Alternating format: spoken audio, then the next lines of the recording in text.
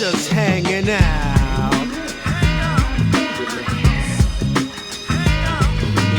All right, just hanging out, family. What is going on? If you've been here, you know the deal. If you're new, hit the like, hit the sub button. Don't forget to ring the bell and leave a little comment below. Just give us your opinion on some things. I don't care. We had a special guest today, Natalie. Great guest. The podcast just gets more and more and more intense as we go on. Massage therapist, Reiki healer, and like psychic medium in a sense. You guys will get the whole runaround. It's great. It really is. Watch till the end because, like I said, it just builds up. Other than that, if you're interested in Reiki, massage therapy, energy healing, description. It'll all be in the description. I will put all the links down there.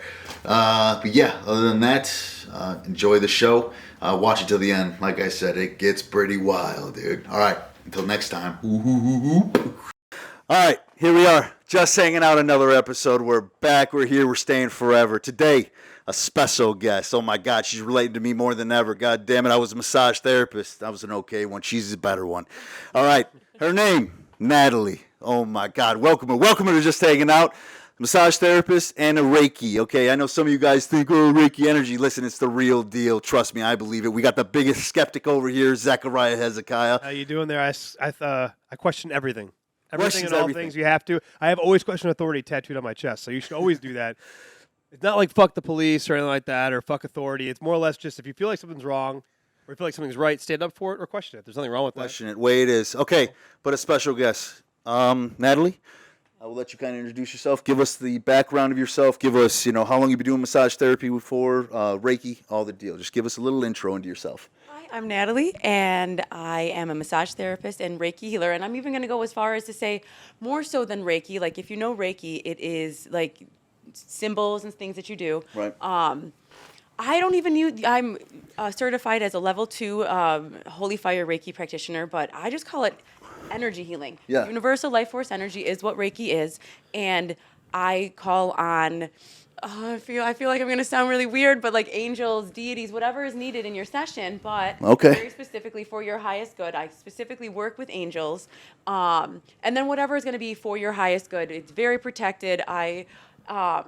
And so it's not necessarily Reiki. I'm sorry, I'm looking over there because I'm nervous. No, you're good. We're just hanging out. Listen, don't try to sound crazy. This whole angel demon stuff, I love it. It's already in my questions already, okay? I'm asking this all through. I love it. Just keep going on. You're good. Yeah, like some people say Reiki is, it calls on other energies. So like for me, very specifically for what I've been through, I say mostly I work with angels, your spirit guides, my spirit guides, and like source energy. So Reiki is a small spectrum of what there is out there. So, like to just put Reiki is not necessarily, it's an energy healing more so than Reiki. But Reiki is where I started. Right. That is what got me where I am. Cool. Awesome. As far as Reiki, like what started you? Like what got you going down that route? What was the main thing that's like sparked that whole actually, I had a question. So you said levels. So you're level 2. How many levels are there? Where do you start? Where do you finish? I don't know. I don't know. Like, I know that I can't I can't attune anybody to Reiki, but I can practice. Like, the level 1 was for me to get it for myself to be attuned to Holy Fire Reiki. Then level 2 made it so that I could use the Reiki symbols on other people. Huh. Okay. Interesting. Sorry. No. Thank you for asking that one. I don't know. I should find that one out. Oh, all good. All right. Well, back to the question I had. What got you started? What made you want to go into that, field?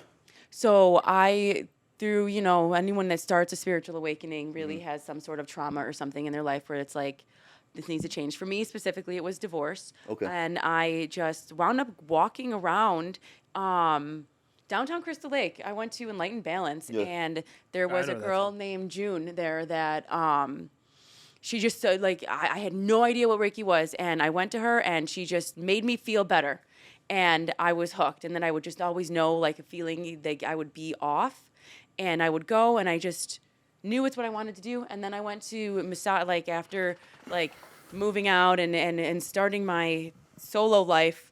I needed a career, and I wanted to do Reiki, and I just knew that I needed to make money. So it was massage therapy. The energetic techniques class specifically was what was like, oh, that sounds like it'd be amazing. I love massage. I'm definitely supposed to be a massage therapist, but the energetic techniques class is what got me in the door to. Okay. Honestly, it makes sense. You went towards massage therapy. I mean, obviously, it's a way to make money. And I'm going to be honest with you, it's a woman's game. Yeah. Oh, yeah. It's 100%. 100%. 100 is so Well, hard, that's how I felt when I was a CNA. You know, I worked as a CNA for 3.5 years, and I would tell you right now, let's say for every one guy like me, there's 50, 60 women. And I don't know, when you were a male in that profession, did you feel that sometimes you got like people were not they would never vocalize it, but there was that weirdness? Like I had to deal with older ladies that haven't been naked in front of anybody else with their husband for 70 years, and I have to give them a bath, and I come in there like, oh, you know, I'm Zach, what's up? You know, did you ever have that kind of pushback? 100%. That's what I'm saying. It's a woman's sport. You know, it's a woman's game because even going down to Chicago and doing the like the beforehand to get like hands-on and whatnot with everybody. I had multiple tiny women. I'd come out there, they'd look at me and be like, no, absolutely not. And I'd be like, oh, Jesus, I get it. Maybe I got into this for the wrong... Well, you're a tall dude, so you're a big guy. Right. Well, and you know, I would even get it from the dudes, and I'd walk in there, and they'd be like, you aren't the big titty lady I wanted. I'd be, and I'd be like, wow, like Mr. Johnson, like what the fuck, you know? Like, but still, I get that kind of pushback. I get it. I mean, as far as like a male aspect, it would probably been more beneficial if I went towards sports massage, different things of that sorts and whatnot. But I just... Listen, I'll be honest. I was pretty good at it. I had the hands. I understand the feel of it and all that. And making people feel great is great. You know, coming down to it, my hands were turning into concrete. It was not great. And let's be honest, I was 19 at the time because I just graduated high school. Didn't know what the hell to do. Yeah. I walked in and gotcha. Dumbass. You like sat down with a recruiter, old dude, just fresh out of high school. All I saw in the class were women. And I was like, I want to be in here. You know, and it was for the wrong reasons. So don't get me wrong. I was not too bad. I was okay with it, man. It wasn't too bad. But I did 2 years, and that was it. I was like, I'm done, man. I don't know what I'm doing here. I shouldn't have done this. But nevertheless, it was a good experience. At least you stuck it out and actually finished it. Yeah. You were studying hard. You were doing a lot of hard work in there. Yeah, and that is good grades too. Didn't you finish like top of the class in time? Yeah. Well, there was because it was accelerated. There's the accelerated courses. I did it on 176. It's not there anymore. Yeah, Massage the Envy. company. No, my Massage Envy. Yep. Cortiva. Yeah, Cortiva. So I think it was Cortiva. It's Cortiva. I'm pretty sure. Went through it. It was like 20 people started the class. 9 of us graduated, and I was like, "That's how the CNA class was." It was like 10. It was like 25 of us, I think, and they split us up into groups, and there was probably 10 of us that graduated. But I had already been working as a CNA, so the class was kind of like a Well, see, I went during COVID, so like we shut down, and I had to do online classes. A little closer. That sounds horrible. Sorry. All good. All good. And then but my class, like we all finished. There was 2 guys, but it's hard. It's a hard profession for me. You know, the one thing I couldn't ever realize, man, like, especially if you're doing like an hour massage, you're moving your fingers and arms and on someone's body for fucking an hour. I can't even like stand giving someone a massage. I'm okay at massages for a rookie, and like I can't stand giving one for more than 5 minutes because my hands cramp up. I can't imagine doing an hour on someone and you're really putting in the work and actually trying to help them, getting out knots, making them feel good. Especially when you were doing trigger point, and that's a little different. Little bit, but yeah, I mean, she would know as well. I mean, it's not just all hands. You just use your hands, game over. That's what I'm saying. You're good. So, again, a rookie here talking about it. Yeah. So I mean, if you want to speak on it, you just graduated. It is rough. I will only do a maximum of 5 massages a day. Like I have specific on like hands-on hours because it's hard on your body. Horrible. But like I'm a physical person, so I need to be moving. I can't be at a desk. Like to me, like a 9-to-5 corporate job is like that's why liberty or give me death. So like I can't do it. And then like there are things we do. It is not like it's. I personally prefer the energetic massages, if you will. Like I can do deep tissue and all that, but it is where I am actually entering their energetic field and just like things. This is when things come to me and we're talking. It's more of it's massage. It's the therapy part of massage that I actually truly get. I like that. I've never actually heard that answer before. That's actually pretty interesting. Now, give me the difference because, like he said, I was more like trigger point, deep tissue. You know, bigger dude. You know, you hurt me a lot. Yeah. Hurt a lot. As far as like the Reiki goes, how does one like start a session like that? How do you kind of get into the energy field in a sense? So you know what I'm saying? for if you're expecting it, Yeah. then like for me, like I'll just say like they're coming in, they're already knowing that they need something. That they're not feeling right, and they don't know whether it's like a stress relief or something along those lines. I already know like what to expect and be like, this is what's going to happen. And I always ask everybody, are you okay receiving messages? Like I'm a channel, so I get channeled messages, and they're and then no two sessions are ever the same. It's gonna be what they need. Okay. For specifically, it started. I was doing this before I even realized what was actually happening. People be coming to me, like my boss at the spa that I work at. Kind of like labeled sessions after somebody talking to me about it, and just being like, man, I just need to go home and like I have a new outlook on life. And it's just, I don't know how, like, it's, we start talking, they ask questions, and the way that I describe them is, if you have an idea that comes to your head, it's your higher self is saying, hey, let's talk about this. Okay. And then that just opens conversation and dialogue, and then I'm going to channel your higher self, angels, spirit guides, anything for the highest good. Like, I don't fuck around with other energies. I have, like, been in Risky business. Yeah, it sure is. From my experience with like when I went with to your session, it was a very just kind of like things just did come out. It wasn't like you had to ask me many questions. Just things kind of just came out, and like there were times, like there was one where I like didn't even realize I was avoiding something that you were talking about, and then you even asked like, "Why'd you do that?" I'm like, "I don't know. I didn't even think about it." Yeah.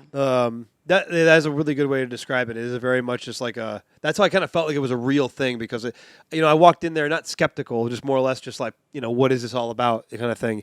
And the fact that it was so free flowing and there was nothing forced. It wasn't like you sitting there like remember that guy who did the ghost shit back in the day, the British guy from that was on TV and stuff. It was like I forgot his name. There are a lot of guys that do that. No, but like, he was like specifically on TV, and he had like it was like the Dead Watch or some shit like that. Huh. And he had like a panel of people, and they'd all watch him, and he'd be like, "I'm looking for an M. Oh, is there an that M?" Sounds familiar. And I'm like sitting there, I'm like, it wasn't like that. It was very much just like like you said, an idea pops in your head, we just start talking about it, and it goes on and on and on, and it branches off into other things. Yeah. And like that to me proved it enough to me that it was a real situation. It wasn't just you being like playing the game, like, because I'm sure for every one person like you that's legit, there's probably 30 or 40 that are just full of shit that can really ask the right questions and make you feel real good that you think you did something, and then they go run into someone like you who actually is legit, and actually something happens. Like there was a not worked out when I left there, if that makes any sense. Yeah.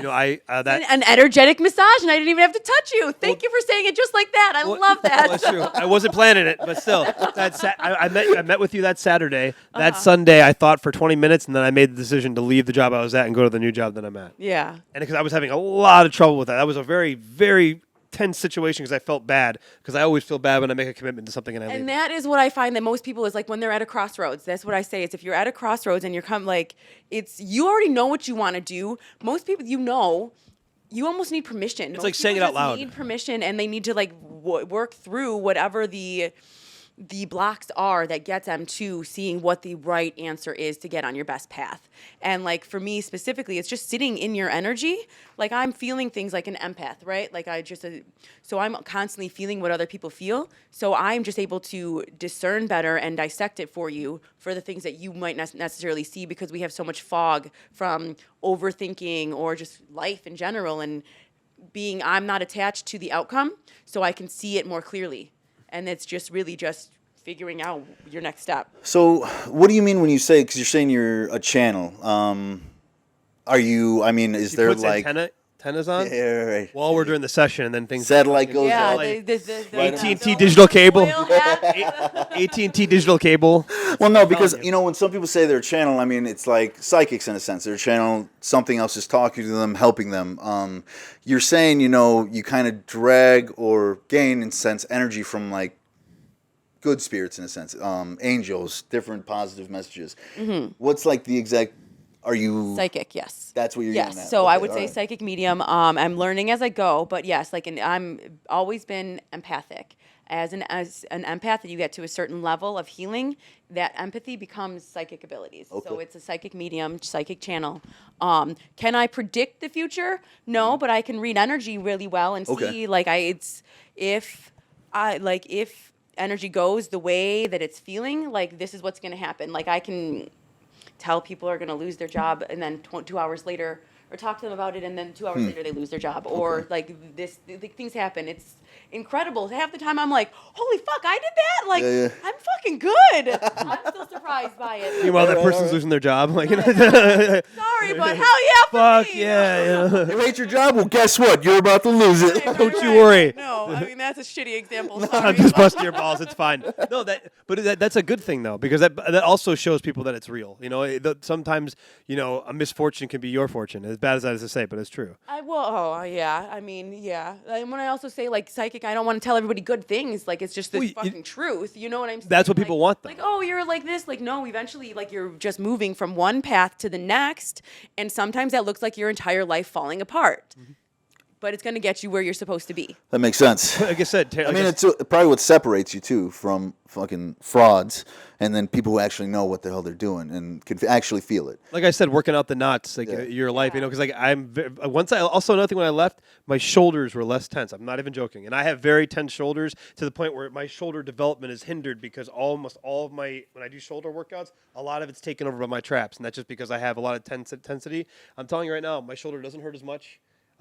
Doesn't click as much, and I feel a lot less upset about stuff. And to see it like, and it wasn't even a massage. Like my hands were not on your body at all. But there was a point where I laid down, but there was nothing like. Yeah, it was just energy work, and that was to get you to relax, and that was I started to a meditation. Oh yeah. Also, I started like jolting and jiving and shit like that because it was like all this like. I don't know what you described it as. Movement. It's like your issues are in your tissue. So we have our physical body, and then we have our like energy body, right? So you're not actually, even like your feelings are stuck. Like the way I describe it is, imagine what are those things like those Velcro things where you throw the ball at it. Like if that is your energy field, and then like like if you throw a ball at it, and that emotion is anger, right? Like that's stuck to you and stuck in your system until you get rid of it. 100%. And you have to move it. Like we are emotion is energy in motion. That's what, So like it gets stuck there and you have to move it. It's feeling it, like, and you have to straight up like feel it. Laying down doing this, Kyle. I'm not even joking. Like, I wasn't even trying to do it. It was just happening. Getting the negative out of you. Dude, I honestly, like I said, like I became a lot, I know it's just one session and eventually I'd like to go to more just to get more experience and see how far I could go with this. But it's just that, more and more my goals became more clear, even to the point where I've looked up mantras to start saying in this past week. And it's only been a week. I'm not saying I'm like a converted Buddhist now. But what I'm saying is that, there is power in those kind of in those things. And also getting your head on straight is so important because it helps you. It helps you create a goal once everything is figured out in your head.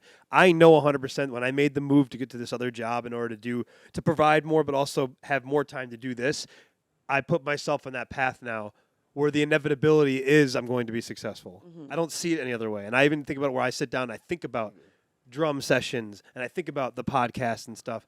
And it would have not been possible at the job I was currently at. There's just no way. It's almost like if you think about like an arrow, right? Like you're pulling back, so you're taking a couple of steps back, but that's to catapult you forward. That's just, like that's 100%. Sometimes, but people are so scared to make those decisions because it looks like 2 steps back, or it's, holy shit, what if this doesn't work out? Like change is scary.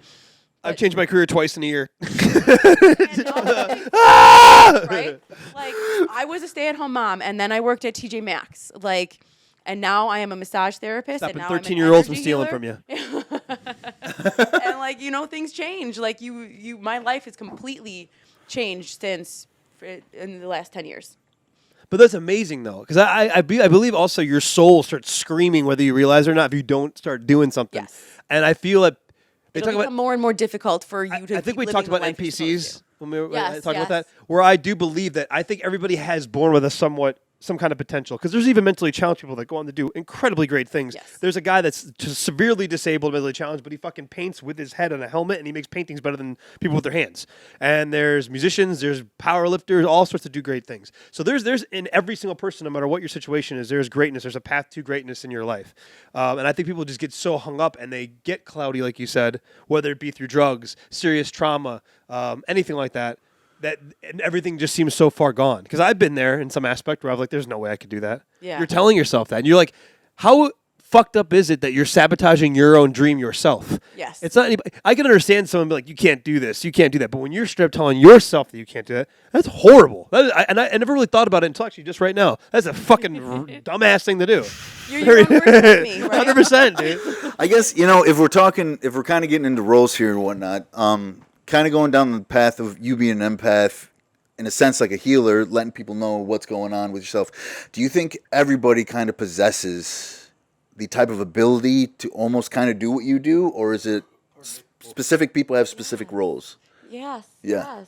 Which one? I think everybody has the ability to. Okay. You have to get to a certain level of healing. Right. For me, I say every level, every level that I have healed, I have gotten another gift. Okay. So, like, what started out as being an empath and just understanding is now, like, holy shit, the things that I can do, the things that I'm able to see, but it's because I'm good. Yeah. And I'm Fuck not, yeah. like, I mean, like, I like that. I like that. But, like, Big dick swinging.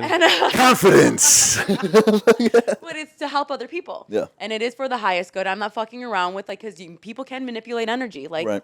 and that is not something I do. That is, like, so I am, what was given to me is I'm a very, it does sound very egotistical. No, but, go for it. You told me to be more like that. Held in high regard, very high regards in the spiritual realm because of the work that I do.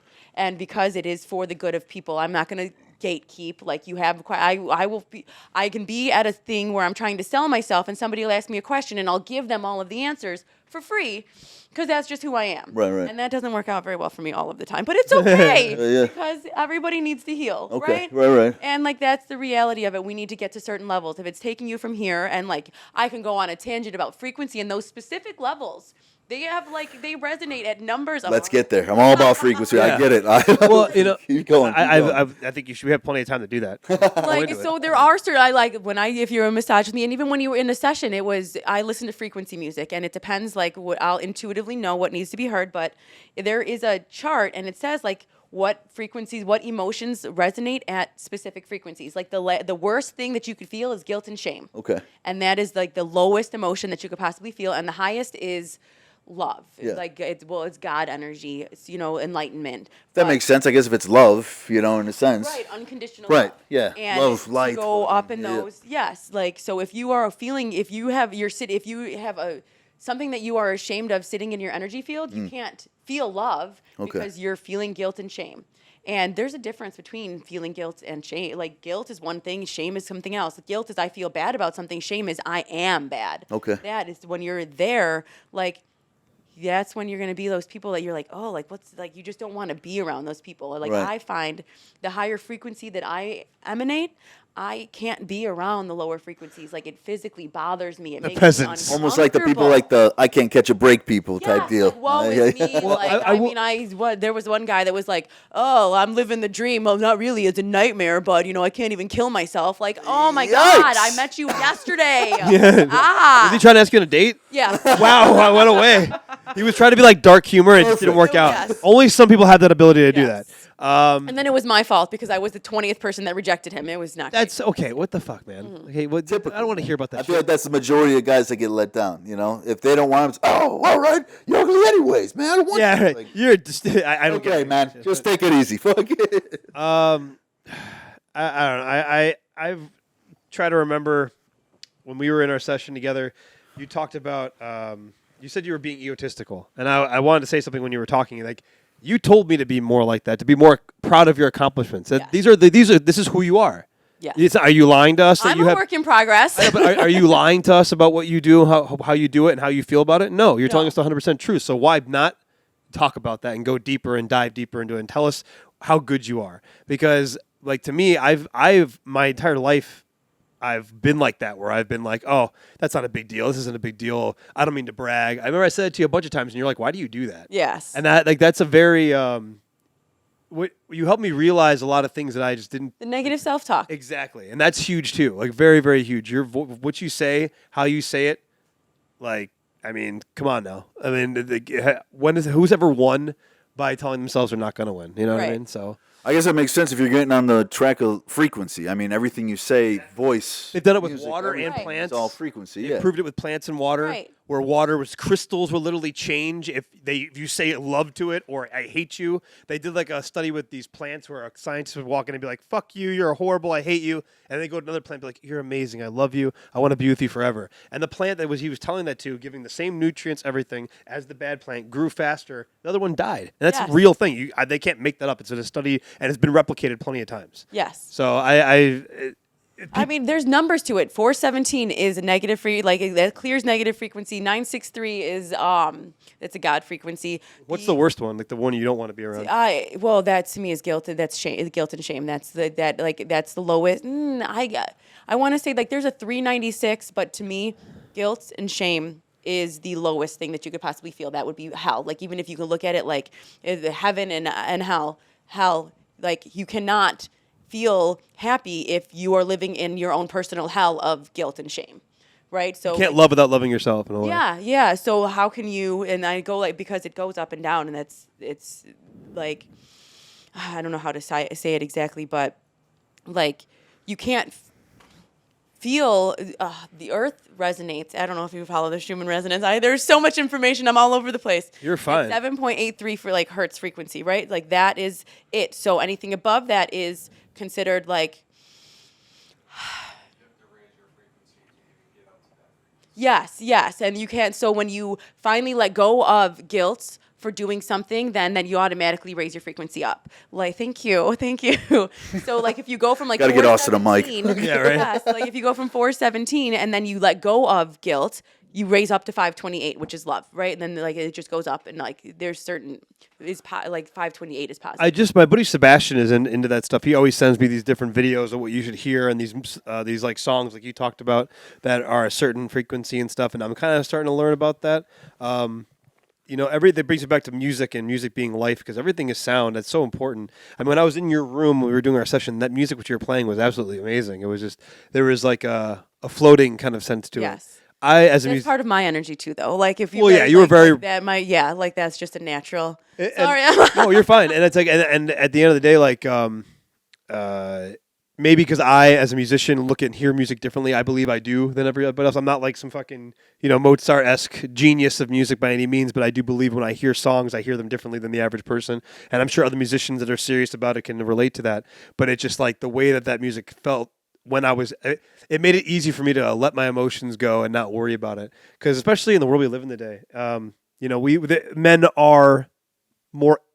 It's more accepting for men to go and ask for help, for men to go and ask for any kind of thing. But it's still kind of frowned upon. If a bunch of dudes hear you're doing that, they're going to bust your balls. Yeah. Now that's obviously bad people. That is the biggest disservice to men out there is like the masculinity is men don't cry. No, that drives me nuts because you can be masculine and be a man by actually being vulnerable. And I feel most high value women want somebody that's vulnerable and can be honest because that is what we need. We don't need somebody that's going to make money and do all of the things. We need it all. We are creatures. Well, Nietzsche talked about, every emotion is good to be felt. It's what you do with the emotion. Jealousy is a good thing. Any of those things are good things. It's just the perspective of what you're doing it. Jealousy, for instance. Jealousy, in my opinion, and when I've seen better drummers, it doesn't make me hate them. It makes me want to be like, I got to get the fuck on the kit right now and get better. You can say jealousy or you can say inspiration. There you go. But that's what I'm saying, though. It's like they're the same emotion. It's just how you look at it. Exactly. The positive and the negative. Yes. Exactly. Yeah. I guess you got to find the middle ground with it, though. Not talk about killing yourself. I guess, yeah. But that one guy, that's not a good idea. Yeah. I understand the vulnerability thing. I guess I get that. I guess at points I have a hard time coming with that because I always like to just be the funny guy. I just like that. I'm always happy. Don't worry about my sadness. You don't need to worry about it. It's not there for you. It's Do for you me worry about it? Here we go. Digging deep, baby. In a sense, I do, but it's in my mind, it's not for anybody else. So everyone's always like, Kyle, what's going on with you? What's happening? Don't worry about it. You can't fix it. How's that working out for you? Pretty good. Okay. It does pretty good for me. Okay. Just because if I ever try... Now, don't get me wrong, I haven't gone through, like, say, a Reiki session or anything. Zach's kind of like... I may be hitting you up to just give it a whirl because, like I said, his experience kind of opened my mind to things. With that being said... I'm kind of just like anybody. I know. Hey, I get it. Listen, just hear me out real quick. No, I'm not trying. I'm all sorts of shit right now. I'm in there and I want to have a session with you right now, but I'm letting it go. It's coming. We were going down that road, and It's just, it's whenever anybody has tried to, You're gonna cry. if there's problems or anything that I'm going through, I try to tell them anything they tell me is nothing. It doesn't make sense to me. It's not helping me. That's not my issue. You're not getting it. Maybe I'm not describing it properly, or maybe there's something wrong with how I'm going about it. But in my mind, it's like, you know what? Everyone forget about it. Everyone else has issues. Do not worry about mine. I will fix mine. I have to fix mine because it's not for you. I'm just here to make you happy, make you laugh, and that's a wrap. Don't worry about me. It's all good. It's just... She's very troubled by this right now. I so am. concerned. I'm like dissecting inside my head right now. Well, I will say in your defense, I will say something I've noticed my entire life of knowing you. I never put you on this pedestal because I always just considered you my brother, my friend, and that's it. But I felt that some people, and I'm not going to name names in the group of people that we've been around, kind of put you in this leader figure. Like they got to follow you. And I feel that subconsciously that put a lot of weight on your shoulders to feel that you have to take care of a bunch of people when you don't have to. And even if you didn't have to, I feel that you put yourself in that role. That's why a lot of people that I do know you interact with are very troubled. Because they come to you like, oh, he's normal. Let me go fucking suck on that guy. Whereas someone like me who's I'm not normal, but I'm very self-sufficient. I look at that and I'm like, dude, why? Like, you don't have to be everybody's savior. Right. I think that's something that you've done. You're comfortable in that role. Fuck, we're going, sorry. Amazing. You can start saying things about me. No, You that's can start perfect. saying things about but me. do you have somebody that you can be vulnerable with? Your like, girl. do you ever take because there's a block, there is a wall. Do you ever get to take it down? 1 second. Hold on. Let's pause right here. I knew I did something wrong with this camera. Just pause. We're We're good. pause. Oh, my. Yeah, look at what your energy is doing. You're like, I know. How much of a Dude, wall that is shit's put up. real, dude. That shit is real. Like, I'm yeah. serious. I'm sorry. I dug deep. You dug deep. Austin's about to piss his pants. Okay. Now back to Kyle. Back to all right. Where do we leave off? What was We were talking about you being vulnerable around Block. someone you care about. Do you have somebody or to let down your walls? Your girl, right? Yeah, in a sense, it's her. I find myself doing it more so if unfortunately, if I'm under the influence of something. It's kind of like bullshit in a sense, I get drunk sometimes and I'm like, what am I fucking doing, man? So it's kind of like laid back. Hallucinogens bring it really the fuck out of me. I mean, if I'm doing something, I'll come home, say some crazy ass shit and have some wild realization about life. And then at the same time, I don't know, am I really being that vulnerable or am I just having realizations of different things? So, yeah. Well, I guess it really depends on what you're doing with those realizations. Well, it's like bettering things. So I realize that no matter what, no matter where I'm at and what I'm doing, it has to be work now. Everything has to be work. If we're doing a podcast, if I'm hanging out with my friends, the people I care about, I can't just go somewhere and hang out with people. I don't think she knows you're having a kid. Well, So that's why. It also changes everything. Yeah. Oh, well, but that's been like that even before the kiddo was coming. It's always been, if I'm out somewhere, I have to do something to occupy my brain because if it's just a sober mind, I shouldn't be here. I'm not supposed to be here. I need to be doing stuff better to make myself and everybody else around me explode into the next, What evolve. are you running from? That you can't just sit still? I think I'm running from failure. It's like I don't like the whole fact that if for some odd reason I fail and become a bum or become like this useless person to everybody, that's a wrap for me. What am I then? Who am I? Again, when I talked about putting it all on your life shoulder. really begins when you start answering, who am I? Like, that is the question. That is part of a spiritual awakening is, who am I? And then the journey to finding out who you actually are and what gives you a spark is actually that is the question of life, is who am I? You're running from you. You're running from your true self. Right, but what would be my true self then if it's just... That's what you have to find out. What I think it is that I need to be better for everybody. It's not about anybody else but you. It's about a journey of self, period. Boom. You, at the end of the day, you came here alone, you're leaving here alone. Right. You're here to learn about you. Yeah. You have all of these things that are put into your place and into your path to give you better lessons and better understanding of who you are and what makes you tick. Mm-hmm. But you're running from that because you're making it about you're putting it outwardly towards other people when the journey is self. Got to chew on that a little bit, huh? I feel like that was my last that was blog amazing. post. That was my last blog post is about being self. I don't know. I have a hard I think it's all time- very similar. Like that's similar to what I was going through. It's a very similar, I think, problem with modern men is that we don't know who the fuck we are. Well, I feel like that's a problem with everybody, though, because everyone thinks that if they're doing something for themselves, it's selfish, when the reality is it's self first. And there is a difference. Like, you can be selfish and I want this, so I'm going to get it. But when you put yourself first, right, you can't pour from an empty cup. Like I'm a better mom because I take care of myself better. You know what I mean? Like you have to take care of yourself first to make you happy. Okay. Because if you're here because you're not satisfied, how are you, like, you can't be truly happy if you're not doing things for yourself. And then it comes back to the frequency thing. I guess it's just like a hard thing to find in a sense for me because you're running away from looking. But wait, but I don't think that's the other thing though. I don't think that I'm running. I feel like I have a pretty good grasp of who I am, but I feel like no matter what, I'm good. That's why I think I need to go through problems by myself because I think I'm okay. I think I am perfectly fine. Don't worry about me. I got it, son. What disappointed you? I got it. I don't. Nobody. That's my thing. My childhood was perfect. Everything coming up, great. I had little problems, tiny little problems that were nothing. There's little things, so it's like, don't worry about me. I have friends that have gone through worse shit. I don't need to bother them with anything. That's it right there. So it's like... That's it. Don't worry about me. What? That's it. Yeah, that's deeper. Why? Where do I go from here? Fuck, dude. You're allowed to worry about yourself. Like, so what? Like, yes, it's okay. People care about you. Yeah, I understand privileged. that. Like, I grew up. I feel privileged. I didn't escape childhood unscathed. Like, we all have traumas. We all have programs that have been put into us that we spend the rest of our lives undoing on the journey to finding out who we truly are, to our true self. So, like, by saying, so it's almost martyrdom, and like, not really, but like, don't worry about me. You're pushing it away. Like, yes, worry about you. Who else is going to? That's true. I don't know. I just don't. It's just hard for me to accept that because I don't feel like anybody needs to worry like, yes, and that's the thing is, it's about receiving. Like, you have to receive, and that's what blocking. You're worried about people's emotions that you have no control of. People are going to worry about you regardless. Like, I worry about you. I worry about you till you get home. You've had the best human experience ever. It's okay to have people care. Yeah. When he moved to Texas and Florida, he's my oldest friend out of anybody here. I've known him for 20 years. I worried about him all the time. Yeah. Until I talked to him or on Xbox or on Facebook or on text message or something. People are going to worry about you no matter who you are. Now, should someone be paying your bills and doing everything? No. But I'm saying that people are going to worry about you. That's not a bad thing. It doesn't make you a lesser person. It doesn't make you anything, everybody's going to have trouble. It's a good thing that you know that you have people that have your back in no matter what. Because at the end of the day, there are people out there. You're a giver, so you have trouble receiving, period. Plain and simple. He doesn't have trouble receiving.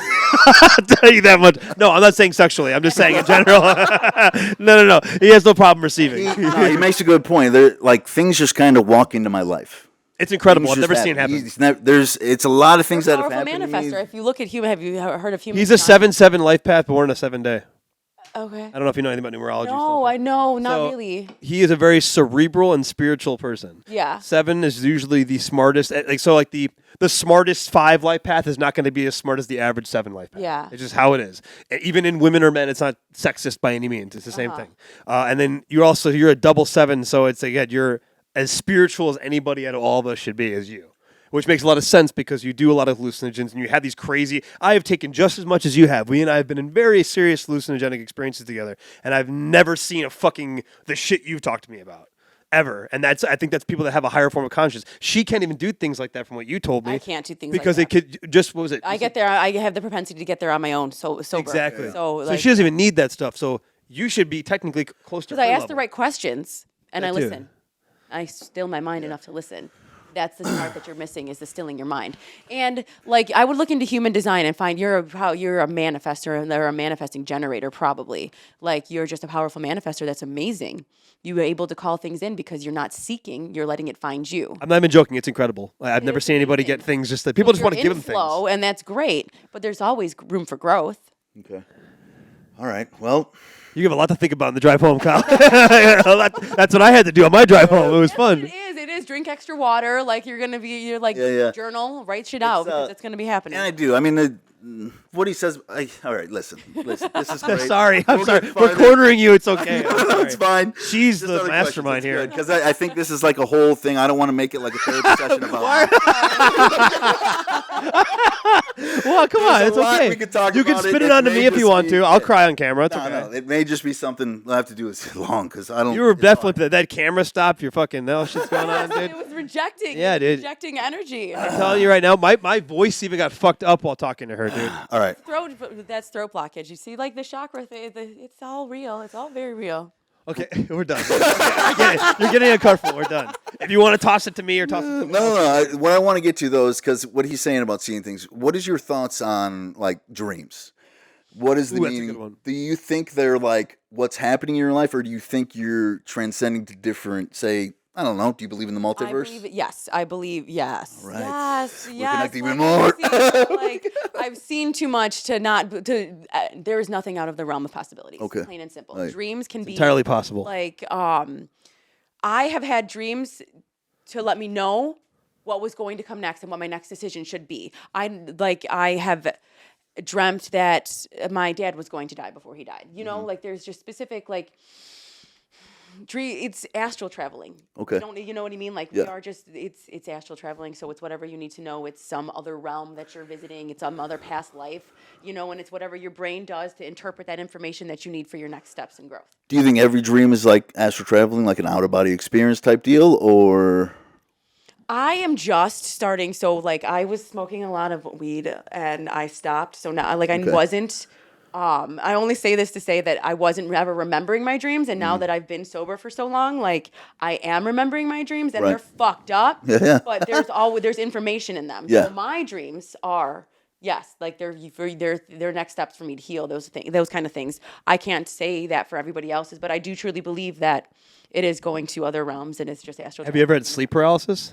Yes, I actually had something visit me in my dream and tried to kill me. Oh, the Hat Man? In sitting- my apartment, like on my chest. Yeah. What I asked my witch friend, and it was called a wall walker.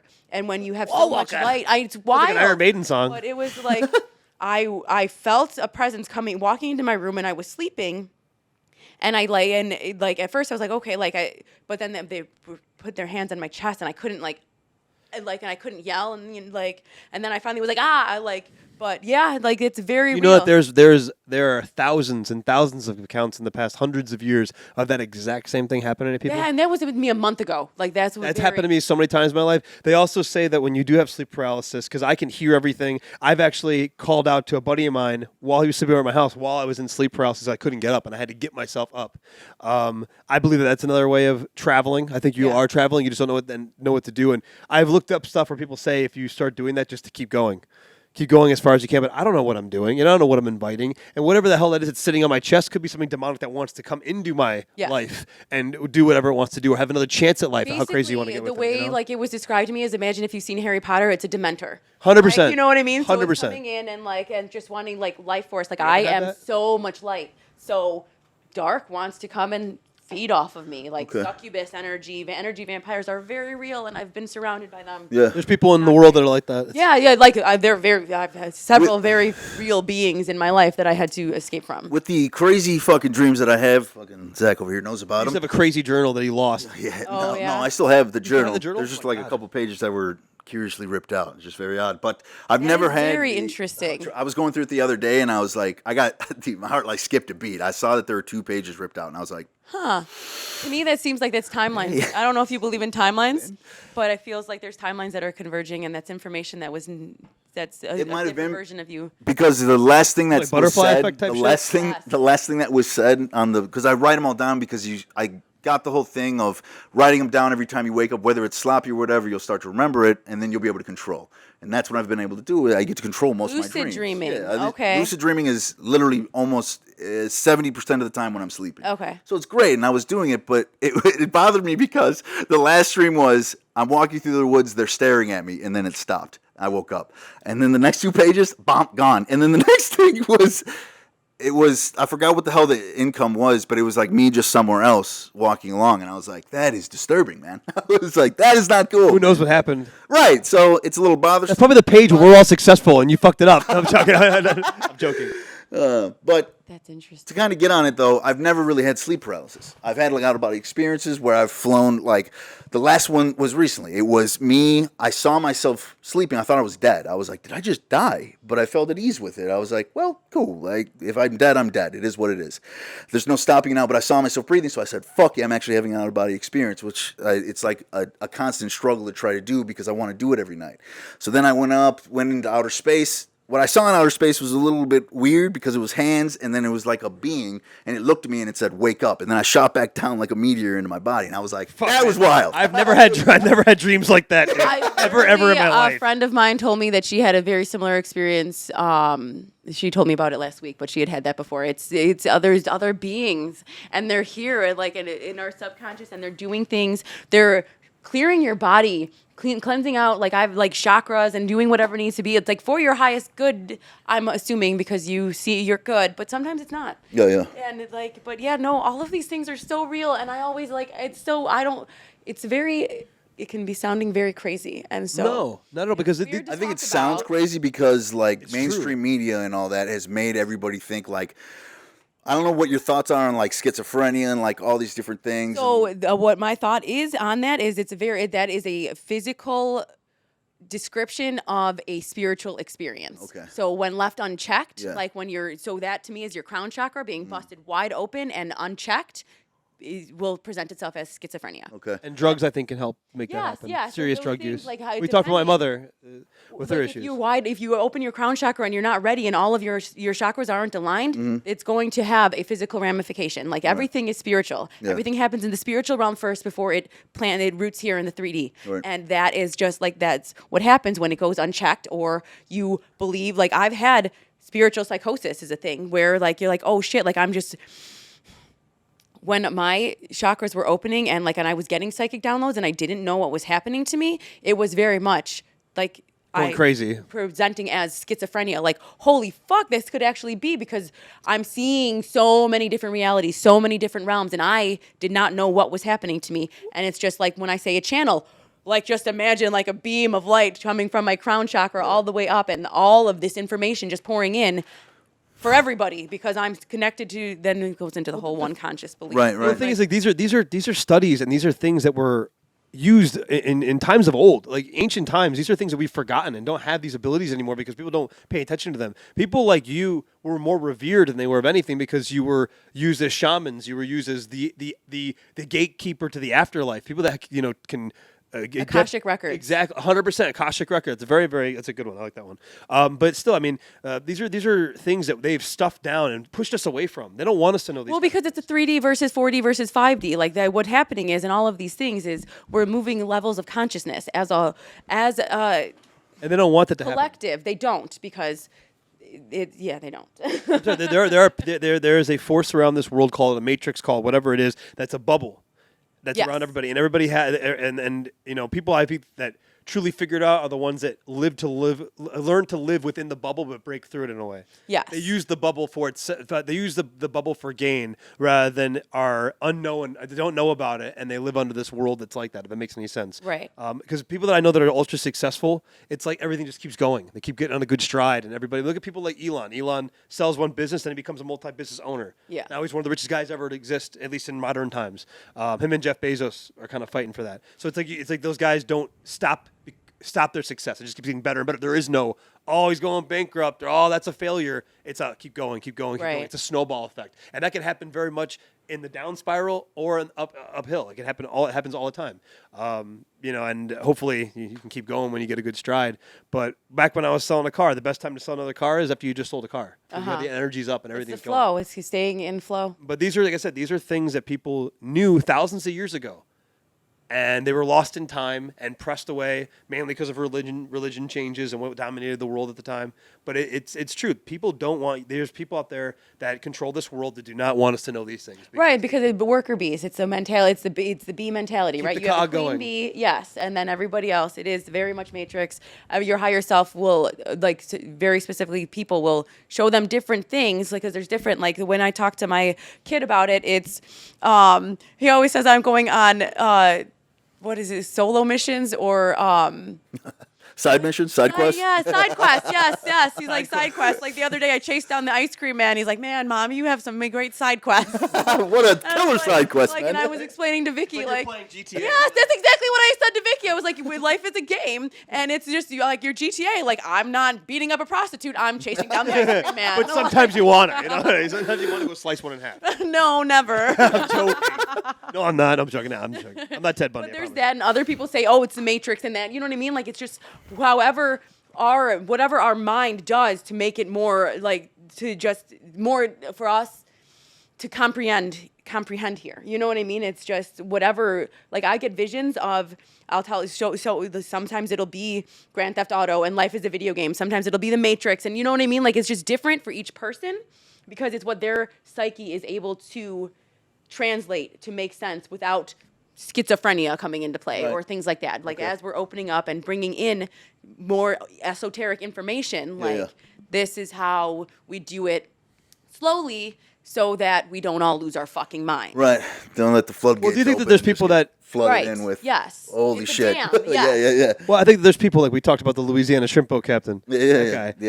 My brother's friend took mushrooms, and I don't know if it was the first time, but my little brother, his buddy, fine. This kid lost his goddamn mind. Yeah. There's just some. Would you say there's just some people that shouldn't have those awakenings and they should Yes. just stay in their lane and just chill? And they're usually yes. I believe that 100%. Like anybody that's like takes acid and like I can fly. It's like, dude, you should never take an acid. You should never do anything. You should be in your house reading a book, not doing anything like that. And it even comes down to specifically like if you're like on the spectrum neurodivergent. I'm neurodivergent. So like there's like I produce amount of like DTP, I think, like already on my own in high levels of stress. So like psychedelics would not be good for me.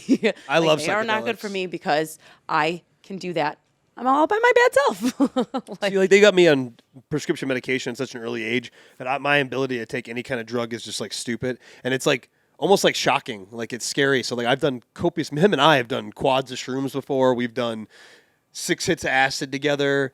All sorts of crazy shit. When I tell people, they're like, "You did 6 hits of acid?" I'm like, "Yeah, multiple times actually in my life." And they'd be like, "Oh, that's crazy." And it's like, really? I mean, I kind of just felt like that was Pretty manageable. Yeah, I mean, it's pretty. You hold your own. I have no experience. But someone like you should never do that. But at least you know yourself Yes. enough. Like how, like you know, you're asking whether yes, you are doing a drug. Yes, you're kind of fucking around. But you're asking us hallucinogens. I believe lock you into a certain realm of the world. You're asking gods almost to enter this world. And if you're not respectful and don't understand what you're really, really doing, it'll make it real hard. Don't ever try to fight it because if you try to fight acid, shrooms, those gods will become demons real quick. DMT. Oh God! We tried to fight the or when we did the mescaline, dude, we tried to fight it in the beginning, and that was a bad idea. And then we just like accepted it. We ended up we laying saw in my bed Aztec together. temples. Yeah. We saw Aztec temples at the end of the night in your fucking garage because you saw the same thing. The monkeys climbing, we saw the same thing.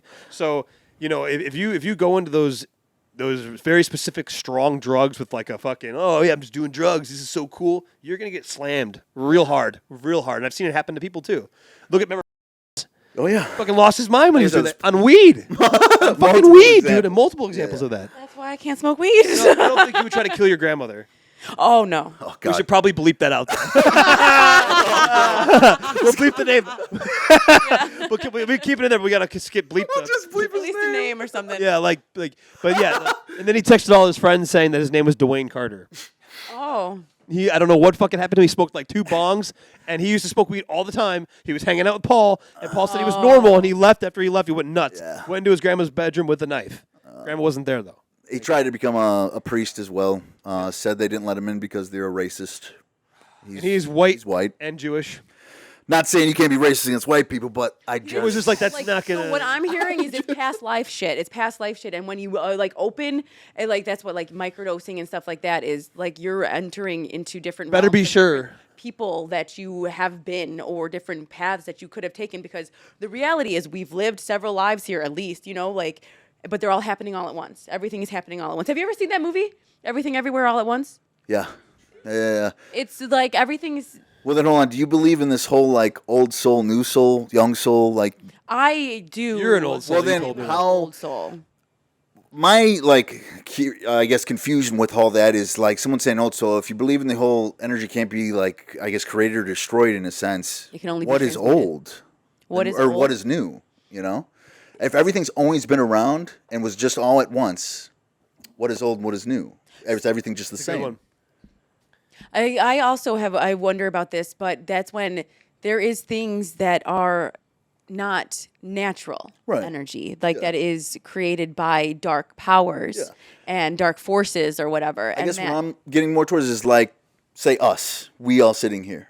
How could one be told that your soul's older than mine, my soul's younger than yours, all that? You know what I mean? Maybe energy. How could all that be if everything was already here and everything has been here? I'm going back to the Bible. It's going back to the Bible in like, okay, there was Adam and Eve, and then, you know, like that tells the story of each, those are souls, right? Like, so that's, that I go to the Bible. Okay. Like I go back to, that's where, even though I don't know why, but this is what has been, that's the path that I'm currently on is like, so if you imagine, like, if we go through like these are the original families and then we're all just breaking off of that. And then that's just recycled almost, you know, and then we have our own experiences. Okay. But we're living it in different ways. Like I do know based on numerology, like for instance, I'm an 8 life path. 8 life paths are supposedly the newer souls. Like in terms of like, you know, that's why a lot of 8 life paths, they don't become successful until a little bit later in life because they're still learning how to exist. Whereas someone that's like what they say, like a 33 or 11 or a 22 life path, those are master numbers. Those people just seem to kind of get it. And if you look at a lot of successful people, I promise you, some of the most successful people are born on the 28th and they are they're 11, 22 or 33 life path, especially 33. 33s are like the really highest regarded of people, and they're the oldest of souls. Like oldest, like you said, like original time. Now, I don't know. Yes, I refer to myself as an OG. But I will say that the reason why I think that it's real is because there's been many times in my life that I've kind of always, there's just some people, it seems that their path is kind of written down for them. They automatically know what they're going to do. They're going to follow that path. And everything just kind of comes easy to them. Whereas someone like me. It doesn't sound fun. It doesn't sound fun at all, but I'm saying for me, it's very much, I knew I wanted to be a drummer. I knew I wanted to do something like this, whether it be some kind of media entertainment, something like this. I've always been really good at that. But I never had a direct path. Things never, ever came easy for me. I had to work my ass off for everything. And I'm not going down. I don't want to hear anybody's race card. Like, oh, you're white, so things are easier. I don't care. Everybody has their own fucking trials and tribulations in some form or another. Yes. So, you know, what I'm saying is that there's just some people I've noticed that it just seemed like their path towards they wanted was just kind of like a hop, skip, and a jump. But when I break that down and actually look at it, it's also the time you put into it. You know, were they dicking around like I was when I was 21 years old, fucking doing a bunch of drugs, hanging out with a bunch of different chicks, going to parties, wasting my time when I could have been playing drums, could have been doing other things? That's the thing you have to ask yourself. What are you doing? How old are these people that you're talking about, though? Well, there's just people that were my age, you know, that I noticed that things were just going in a better direction for them, and it was easier for them to get there. But then again, I think about it, and I'm like, now at this age, when I've known more, and I'm a little more content and secure with myself, I can admit that, you know what? I could have done those things. I was dicking around. I was caring way too much about partying, way too much about my identity outside of who I was. It was more of the identity I wanted people to perceive me as. I wanted people to think that I was I thought that it was cool to be a drug dealer and have drugs. And I really did. And I think anybody in this circle right now can agree that when you were doing things like that, you had this overlaying feeling of coolness. Because when we were doing that shit, it wasn't legal to smoke weed. When we were doing all that stuff, you could have a gram of weed on you. You could go to jail. You know, or a joint. Now it's very easy to have weed. I've gotten pulled over with 2 ounces and I got a $200 ticket.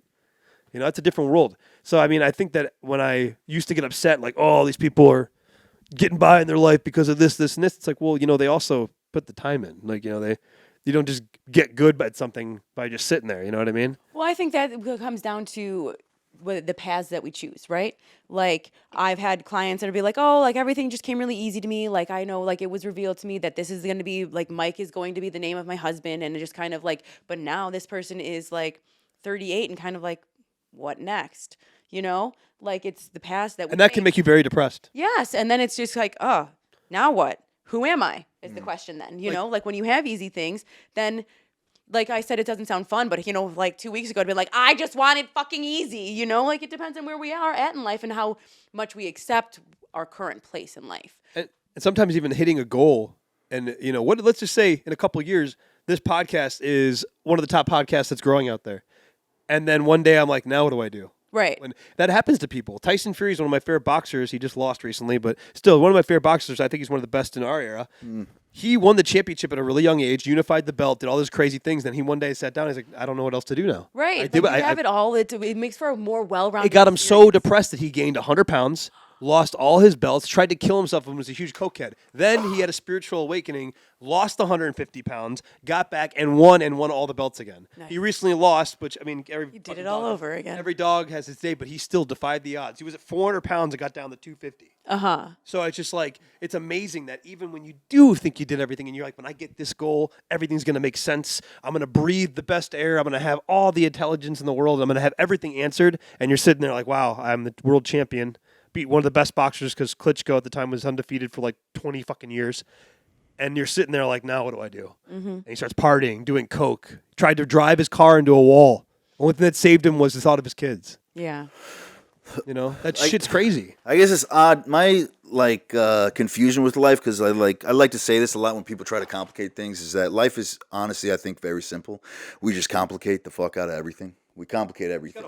Because when I come to think and people start to ask me like what I want, when I was fighting at the time, all I wanted to know is that I could get like beat down to like a bloody pulp, but keep going and just keep going. I got talked into, you can be the heavyweight champ. You're going to be the heavyweight champ. And then I got talked into this like dream of, I could be the heavyweight champ. I never wanted to be the heavyweight champ. I just want to be comfortable knowing what I can do to survive and survive. In the end, when someone asks me, what are you going to do if everything came together for you? All I want is freedom. I just want freedom. What does freedom look like to you? Time. Being able to do whatever. Yeah. Being able to have the time to not go to a 9-to-5 or have to work and do anything. I just want to do what I want to do and just love it. Now, don't get me wrong. I'm a big guy with hard work. Get your shit done. Make it happen. You can't just sit around and expect things to come to you. You got to work. You got to do what you need to do. But in the end, when it all comes down to it, all I want is freedom. It's all it wants. And I just want it simple. Just keep it simple, I baby. think you called yourself rock and roll. What? All at once. What are you, Buffalo Bill? Are you going to rub the lotion on your skin afterwards, too? That's what it's just. We're getting deep here, guys. I'm feeling pretty hot over here. This is great. I know. No, this is real constructive work. This is actually talking, not a dick and fart jokes like a lot of our fucking podcasts. You know what I mean? Thank you for not being that while I'm here. Yes, thank you. But you know what I mean, though. And it's not always that. We have had some pretty deep conversations, and some pretty funny things have happened and stuff like that. But at the end of the day, like, this is the kind of conversation people want to have. There is hope out there. That people want to hear that. You know, there's been times in my life where I'm like, I don't know where I'm going to go. I don't know how to get started.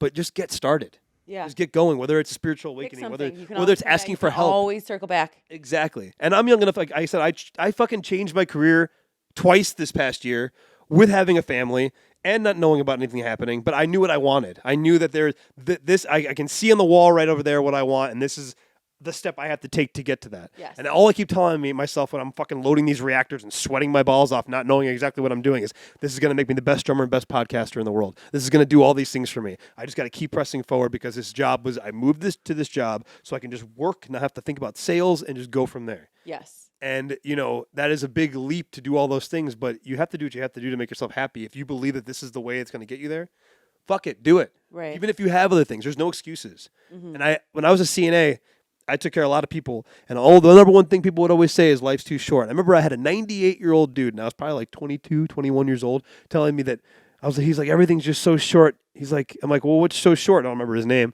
And for OSHA reasons, I'm not going to say anything, or HIPAA law.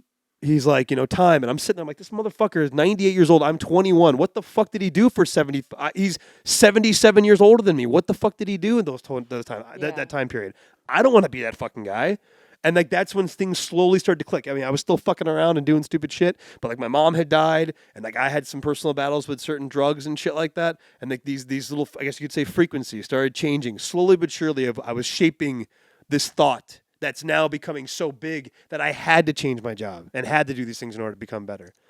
You know what I mean? And I want those things. Maybe you didn't want to be a champion. I want to be the best drummer in the world. Yeah. I want to become not even the best drummer in the world. I want to be my favorite drummer. That's what I want to be. Yeah. Is that I am my own favorite drummer. I think when you figure that out, when you're your own favorite fighter, your own favorite anything, that's when you become the best, I think. Because why would the shittiest version of whatever you do be your favorite? Obviously, your favorite would be the best, correct? So you'd want to be your most favorite of something yourself. So that's what I'm going for. I want that. And I want to be the best podcaster. I want to have this podcast to because I believe it has that potential. So, you do it for you versus when you're doing it for validation from others or something else, or because this is something, you know what I mean? Things I say, if I wanted validation, I'd be fucked. That's when you're your truest, and that's when you get in the flow, is when it's for and people like you more. I thought some of the things I was saying when I started opening myself up as this character, I don't say Zachariah Hezekiah isn't a fake character. That's me, just blown up. I try to envision myself as the ultimate warrior. That 80s style of wrestler, the best time of wrestling, when they guys had the best promos, because if you walked in the street and talked to these guys, they were the same person. It was just, fucking Hulk Hogan's still brother when he talks to you in real life. Yeah, and talks to you, he's like that. Macho Man was the same way. Those guys just were themselves times 10, times 11 when they were on stage. Uh-huh. This character is like who I want to be and who I have to be for this to get better, I guess, if it makes any sense. I don't know. Makes sense to me. I mean, and it's grown even to the point where my hair is fucking. Look at this. I didn't even have hair like this until it happened. And I'm telling you right now that it's designed because I created this character. Yeah. I swear to God, it sounds crazy. The next stop, like I told you guys, acid wash jacket and feather earrings. Going full 80s here. Acid wash jacket. I might even dye my hair blonde. I might even dye my hair blonde just to see how far you can go with it. Because if you want to be this larger than life person, you have to be larger than life. The universe doesn't like timid people. Yes. If you're fucking not loud about what you want, and you're not, if you're very timid and very overly modest, you're not gonna get anywhere. The universe. Look at people like McGregor. Well, look at fucking McGregor. That guy fucking literally tells people to go fuck themselves, and he was in the top of his game. Now he's a little bit full of himself. But back in like 2014, 2015, when he was coming up, no one in the fucking world could have beat him because of how, and no one could have done anything that he did because he became a billionaire from a $50,000 welfare to a multi-millionaire 100 times over. But he did that by being a fucking gigantic version of himself because the universe rewards people that do things like that. I 100% believe that.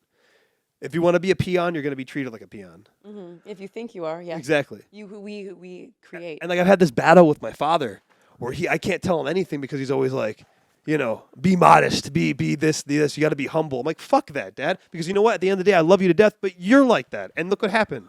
Nothing wrong with that. You raised a great family. You retired. You worked 30 years. You still play music. You've been published in multiple books about music. But at the end of the day, I don't want that. You didn't get to do the things you really wanted to do 100%. You didn't get to play with some of the best musicians in the world. I want to do that. Mm-hmm. And if I have to be a little bit of a cocksucker to get there, I might have to be that way. And that's okay. If I have to suck cock literally, I might even do that too, No, you won't.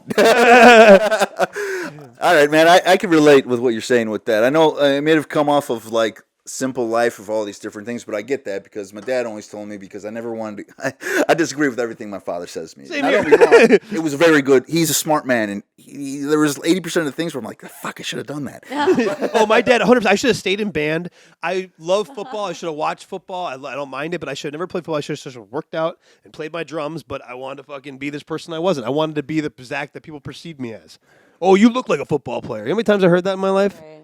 I don't fucking give a shit about playing anything like that. Dude. I look like a Viking, dude. Yeah, dude. Like, that's old, man. Like, you're not pillaging and raiding towns. I'm just nice to people, bro. Yeah, exactly, but it's like, you kind of let people paint a picture of yourself. And I remember when I was a car salesman, when I met someone that was ultra successful materialistically or whatever, or they had a business that went well, I'd ask them, what's your advice? And I'll never forget what this one guy told me who owned 10 McDonald's and like 15 Subways. And he told me, don't let too many artists involved in your painting. Yes. He's like, fabulous. And then another one is Artie Shaw, who was a very important jazz musician from the 1920s and 30s. He said that I don't like giving people advice. And the guy's like, well, why? And he's like, because people never give you advice with your interest in. They give you advice they give you advice as you being the person that they think you are. And that's not real advice. And they don't have any stake in the outcome. Exactly. So it's easy for them to just say some stupid shit. Right. Like, well, if I were you, I would do this. But if you were actually, but you're not me. Would you? And anyways, how do you know like when they say that if I were you, I would do this? It's like, yeah, you're pretending that you're perceiving me as a certain kind of you. So you're going to give me advice, but you don't even know who I am. And they have a version of you in their head that's not necessarily you. Everybody has a different version of you in their head. And who do you show up as? I show up as a million different people depending on who I'm talking to. I mean, and again, it's natural human instinct. I would say I'm Zach 90% of the time, and I'm 10% Zachariah Hezekiah, and that's just me blown up. It's the same person. By the end of this podcast, I'm not going to know who the fuck I am. I know. You're going to be driving home. That's where the fun starts. That's my question that we're circling back to. You're going to be driving home In the Air Tonight by Phil Collins. Right. Playing. No, man, just repeat. That's awesome. Well, it's all been a pack of lies. You said something about the Bible where you revert back to the Bible on things. Then do you believe in God in a sense, in Christianity, what they've put out there? Yes, it's so hard for me to talk about this because... If you don't want to. No, because I don't know how to say it in a way that I think does it justice, where it doesn't scare people off. Right. Because I've been through and seen too much to deny that there is a God, even though at a certain point in my life I did. That goes back to my dad had cancer when I was younger, and you pray, and that prayer was answered, and he survived his cancer, but then he became a raging alcoholic, and and those prayers weren't answered. Why doesn't he love me enough that he can't stop drinking and blah blah blah. So that, and so I lost faith then. oh, I don't want to cry. But like what I've been seeing and how many times now, like I just know that there's a God from what I've seen, and I don't believe in organized religion. I think that is humans coming in and switching, like changing up their perception of God. And I don't know if I told you this, but when I saw something that said you would put 5 blind men in front of, like, around an elephant, and then you ask them to describe it, but they're touching different parts of the elephant, and say the elephant is God. And so one person is touching their trunk and describes the trunk, and one person is touching its foot and describes the foot, and one person is the tail, and so on, right? None of them are lying. They're all their own interpretation of The same thing. Of the same thing, and that is what religion is. So to say that, like, when, like, I feel closest to God when I'm outside. God is source energy. Like, for me, it's God, and then God created the universe. So you can say, oh, the universe, has your back. And, like, the difference between between the universe and God is the personal relationship. Like, when you have, like, okay, I'm letting God speak to me, tell me what it is that you want for my life. Like, I've done some things, like, I know I don't know best, so I'm giving this to you. And, like, okay, well, this is what I'm going to form you into, and this is by these lessons, and this is how it's shown to me. That has nothing to do with religion. Yeah. That's just a higher power. Okay. And I think those messages will come to you in a thought, in another person. It's not going to be Zach, please, this is God talking to you. It doesn't work that way. It's you noticing the opportunity of something talking to you. I mean, mine very specifically this morning was, I'm not going to say it again, like just like scrolling feeds, and it's hearing the same thing over and over again. Then finally it's like, I'm not going to say it again. You're going to hear, like, okay, I hear you. I'm doing it now. And like it's just how it shows up. And the world is too. Again, I'm open to anything. I think science and religion coincide together. They go together. Oh, it can be traced back to, like, your body, like the rivers, and like it's been shown to me, and then it's just so vast, and like I can't contain it. And like this is like we get these downloads. Well, everything points to an intelligent design. The universe itself, shows evidence of an uncaused cause, an unmoved mover, which is a philosophical point that I've talked about before in another podcast. That you everything has an action, everything has a cause. You can't have it's a circle. Everything has to happen for something else to happen. Cat Williams brought a really good example that I thought was very easy to understand. We have a cow. A cow has a special stomach that's how they eat their grass, which makes cud. That cud becomes poop. That poop becomes manure. Manure makes the grass, and they keep eating it. It's homeopathy. Exactly. There's too many things that go together in this world that this was just an oopsie. This thing developed from a single cell organism, and that's that. I'm sorry. I've had too many things happen in my life, too many dreams, too many awakenings to think that. How selfish of I to think that we weren't made, that we just came about. That's such a pretentious and snobby thing to think, but very much a very human thing. When you talked about humans' hands touching everything in religion, a lot of the smugness and the evilness of religion comes from man's inclination to butt its manipulate. Head in. Exactly. Whether it's by, like, for good or for bad, but it isn't. Everyone manipulates for because it's self-seeking, or well, this is what, like, no, and then it becomes. No, you have to listen to me. And, like, no, everybody can have their own interpretation as long as it is good. You want to do good. Well, then maybe that's a whole other. Well, good is go down. But it's still, all relative. It's all. You have an inherent idea, even if you're a fucking murderer, a serial killer that kills someone and hides a dead body. Why'd you hide the dead body? Because you know it's bad. We all have inside of us, and we know what's good and bad. So you should go out every day striving to be the best version of yourself and the best person. I think that is something that we're given divinely, and it's up to you to recognize that or ignore it. And people that do bad things ignore it. People that do good things embrace it. Yes. And I think that there are people. I don't think anybody's ever too far gone. I think that you should always forgive and never forget. But at the end of the day, sometimes it is. I think that sometimes it is. Maybe I should rephrase. Some people are just so fucked and so mentally checked out, soulfully checked out. Have you ever seen the movie Inside Out? Probably. I don't remember. I think it is a really good. It's a cartoon, like, or whatever. It's like Disney Pixar, and like it's animated. That's the word I'm looking for. But it really describes it. To me, it describes anxiety and, like, how you just, like, getting into the rut of life, and how you're just not yourself and you don't have your spark anymore. It's a beautiful movie. It's to how we come down here to experience, like, your soul having an experience. Or no, it's soul, not Inside Out. Soul is the one I'm talking about. Sorry. No, what you're talking about. Never seen it, but I heard good things I believe about that 100%. 100%, because I think that you mentioned spark, your flame. Yes. I believe people, that's part of when people talk about adulting, I think that's when your flame is truly burnt out because it's so annoying. some of the most successful people I've ever seen are very playful, are very childlike. They're very fun and they're very vocal about it.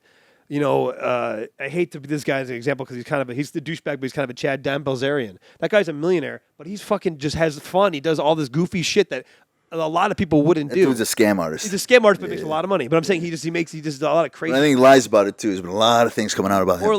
Or musicians in general, musicians that I've met, successful ones that I've met. They're the most funniest, nicest people, and they're creative. They didn't lose that edge. Whereas like people when they started adulting, it's like you just someone. Yeah, just yeah. Like, well, I work. That's this when you job enter the and matrix, I right? work in and a cubicle, and if I can do this, and I'm here for 30 years, and then I die, and that's the great. That's not what I want at all. And I think that also our generation, and I'll consider you that because you're like around our same age as us, like that our generation's trying to take that back. I feel like, and the generations following trying to get back to these roots of why are you losing your? It sounds stupid. Have you ever seen Step Brothers? Yes. You know when he says losing your dinosaur? It's goofy and stupid, but that's a true thing that happens to people when they get older. That's why the people don't realize the overtones of that movie. It's a very dumb and goofy movie, but it's an example of like you shouldn't ever lose who you really are and change who you really are. You know what I mean? Yes. And people do that. People do that for a job. People do that for relationships. Yes. People change their entire who they are. Some people lose their minds and they end up killing themselves because they're in a relationship or in a job that they absolutely And they're hate. not actually who they truly are inside because And your soul will scream. The character that they decided to sit in and play just wasn't them at all because it was what the other people's ideas of them, right?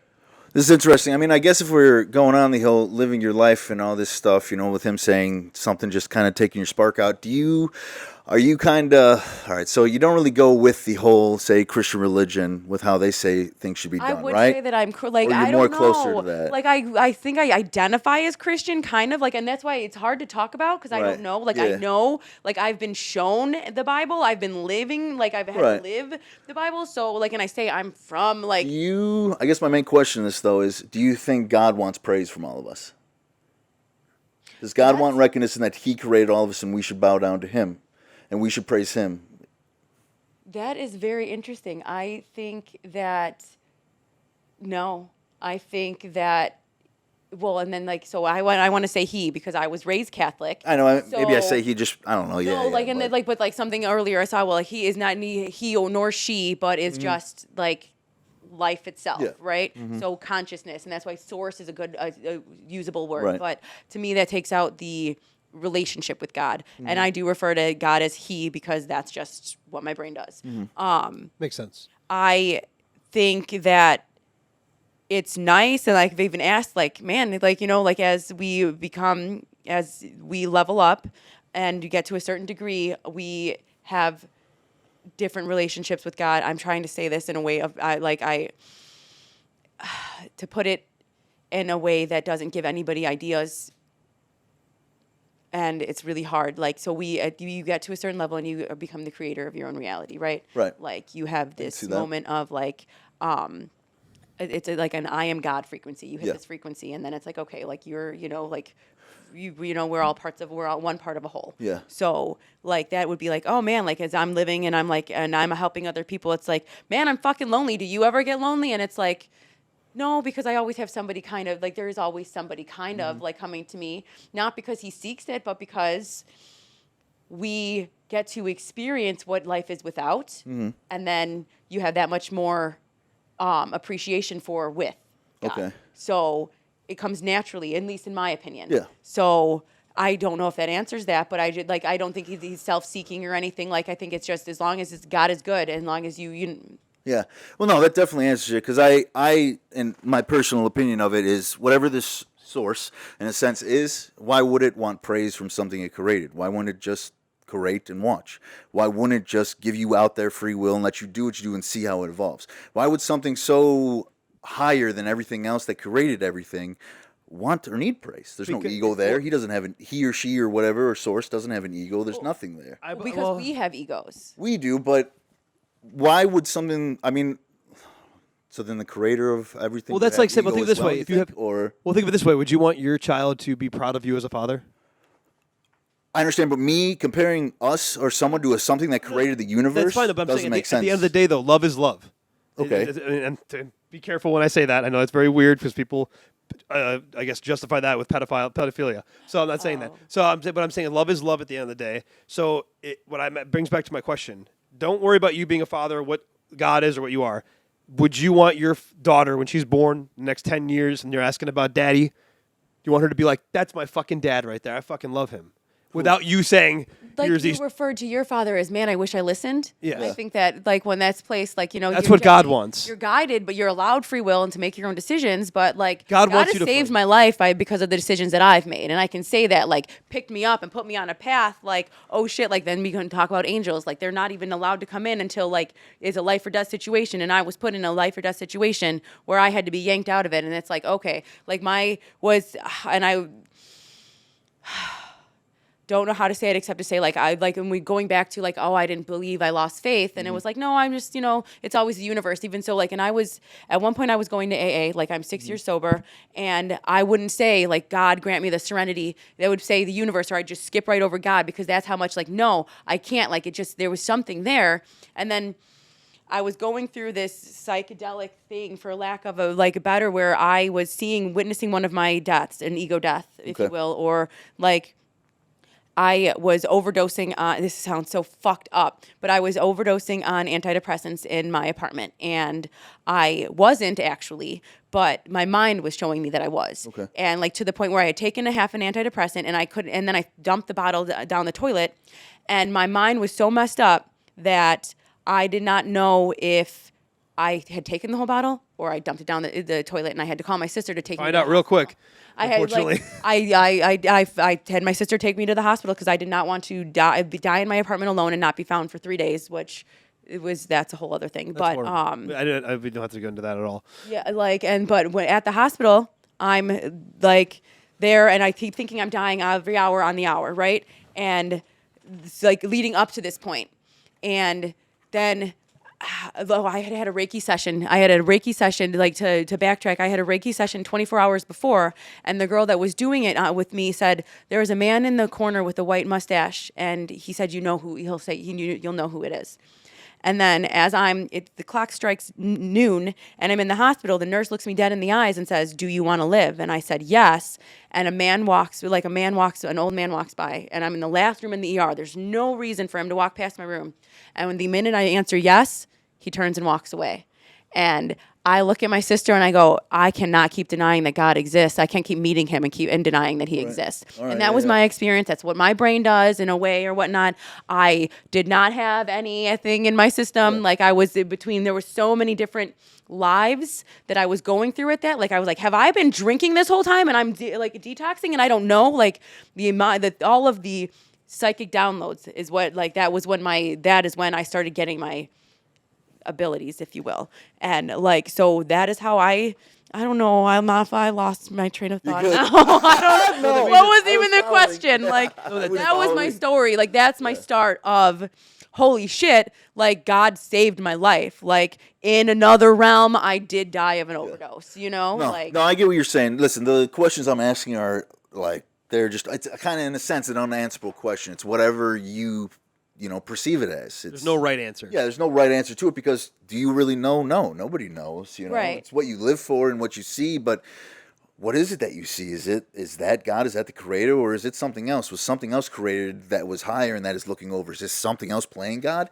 Is there another entity out there playing God? Yes. Does the creator have anything to do with any of us other than just watching? But there's something that overtook this role and now is saying, hey, and it can help you, but it can also hurt you as well. So we're teetering here, and it's hard, but that's why any cancer yes, is there is, because acceptable. there is false the energy can easily be manipulated. Right. So there are false gods. There are all things, and that is like it can be traumatizing in its own if you go unchecked looking into the spiritual world.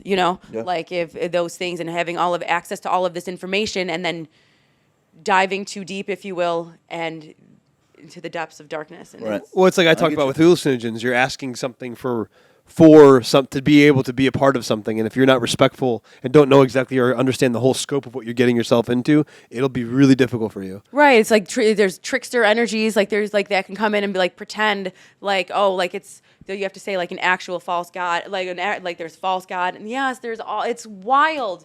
It's so. Well, it's like you've seen The Exorcist, right? Back in the day. Yes. Where like when she was fucking around with the Ouija board, and the Ouija board manifested a spirit that pretended to be her father. Yes. Or not father, or someone, because it took advantage. With the movie has a lot of overtones, but like it took advantage of the fact that her father wasn't around. That's what it was, and it pretended to be like a dead relative or something like that, which gives it like that access in. Like, you see your grandpa at the door. Hey, come on in, grandpa. Mm-hmm. Once you break that barrier and you don't understand what's going on, life is going to get really tough. And it's not going to be you fucking spitting up green puke and your head turning around. It's going to be a feeling. That's what I truly believe a demonic or kind of evil energy possession is. You start noticing that maybe, you don't feel as ripe in the morning. Yes. When you see that person that says, hey, how you doing on Monday? You're like, fuck you, you fucking. Yes. And normally you wouldn't be like that, but it just feels like you are. Mm-hmm. And, very much when I was selling cars towards the end, I felt like that walking into the place. I used to love going into my job. Fucking walking in, I get to sell cars, talk to people. Towards the end, I was like, fuck you, fuck you, fuck you. And I was feeling like as soon as I got in there, this energy just like dived into me that was just so negative and so hard to see what I wanted in my life, see the vision of this. It was so hard to see this getting farther and farther. It was so cloudy. So I believe that's... Right, if you think of it, it's like demons or spirits or whatever. Like whatever you want to call it. It's like negative emotions. A negative emotion is a spirit, if you will. You know what I mean? So like, and then you can let that overtake you. So there's so many different ways of explaining it, and it's just however your mind wants to comprehend it. Like some people don't want to believe in angels and demons and evil spirits and whatnot, but then like... that would be a negative emotion, like guilt, or or just jealousy, envy. There's 7 deadly sins. There's 7 deadly sins. So like those and how it presents, it can be translated into an energy. Well, and then it just hits in your system, right? Like, and then that goes back to like the ball and the Velcro thing, and like, okay, you get hit with envy. Now you're envious of something, and then there's a voice of envy in your head going, oh, the blah blah blah, and like that is you. Is if you keep hearing it and you're not giving it away, like you give it to God or like give it to love and light, whatever, figure out, and that's where transmuting energy comes into play. But like, I got a good question for you. As a person that has to deal with people in many stages, whether in healing, whether it's the very very beginning and the Band-Aid isn't even ripped off, or towards the end if you've done a few sessions with them, what keeps you? Because negativity, even positivity, same thing, can be very contagious. You're with a negative person, and then all of a sudden you feel negative because there's, like you said, soul suckers, energy vampires. How do you defend against that? And what is your best recommendation or tips for people that are regular people that are trying to get on this path and they're trying to stay away from the people that are, you know what I mean? What do you do to defend against that? Boundaries. That's so like you can say energetic boundaries, but realistically, like boundaries for yourself as a person. Like I have had to cut out people from my life, not that they did anything wrong to me, but they were so negative, and like they're just talking like, and I'm just absorbing. That's what so then I wind up taking on their mindset. You hear something so much, like somebody complaining so much, then you're gonna be there. You surround yourself. If you take a look at the people that you surround yourself with and their energy, like that's who you're going to become, because they're entering you're pooling around in an energy field, right? So like you have to stand your ground. Like that is not mine. I do not own that. When I say, can you receive that? Like you have a block. Can you even receive that I'm telling you that? And you shouldn't if you don't want to. Like you use your own discernment. That's when that discernment comes into play. Is this mine? Like this doesn't feel like me. Why would I be feeling this? Like ask yourself. Like, oh no, this could be somebody energetically trying to throw something at you. And so that's where walls and boundaries come up. You have to be so comfortable in who you are. That's the who I am question. Mm-hmm. Comes because if you do not have a good sense of self, anybody can just throw their shit at you, and you will just pick it up, and then you're walking around as all of these other not yous. And this is what we talked about with you saying, sorry to dig into you again, but what you said about I want to be better for everybody else. It's like you can't be. Like you have to be better for yourself. Yeah, but I pick and choose. I know who, like, because we've gone through certain circumstances where, like, I've tried to bring different people into the group and whatnot, and they're like, the island. When something bad happens, I'll give them a chance, maybe another, but at the end, I'm like, that's a wrap, dog. Like, get away from me. That's it. You're not the one I'm gonna care and love and put my time towards and all that. But it's other people that keep around, for instance, it's people that I actually love and care about that I'll take on and do whatever. But again, we're not getting on to me, dude. I'm sorry, but it's correlating to what no, yeah, you're right. You're right. Deeper. No, but, I get it. No, but I believe in energy vampires. Even people in your own family can be like that, and they don't. And sometimes people are energy vampires, and they don't even have an idea that they are. But you, in my experience, it's always if I'm done talking to you and I feel exhausted. Yes, that's a telltale sign. And not a good exhaustion where I've worked out something or gained something. It's I feel like I just talked to Emotep and he sucked my soul out. That's I was in a situation where it took everything just to have an energetic boundary up to not take it on, that I was exhausted. I was like, I can't be friends with this person anymore.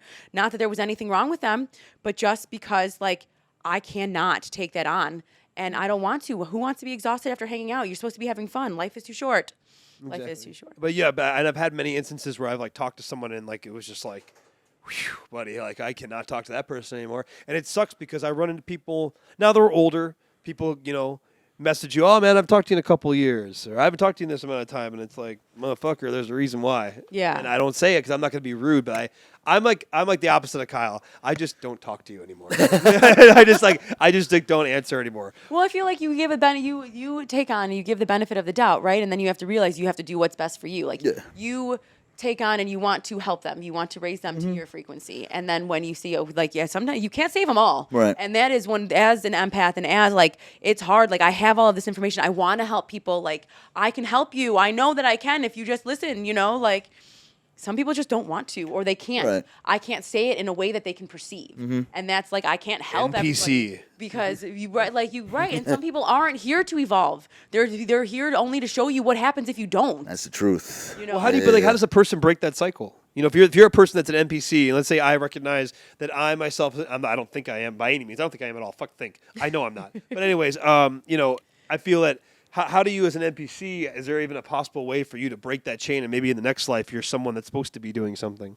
I don't know. I mean, how does it? It's just like the same with reincarnation. How does a slug get to a better part in life? Does it fucking leave the best trail of slime? You know what I mean? How does that happen? You know what I mean? But then again, it brings you back to people doing what they're supposed to do. Maybe the slug just is a slug and it does a good job at being that and then gets elevated to a different part in a better part of life. Everything serves a purpose, right? Exactly. Even a rock. So you can have the consciousness of a rock in one lifetime. That's, do you think that? But that everything is here. Everything is here for a reason. 100%. And again, it goes to our talk about the unmoved mover, the uncaused cause, or something.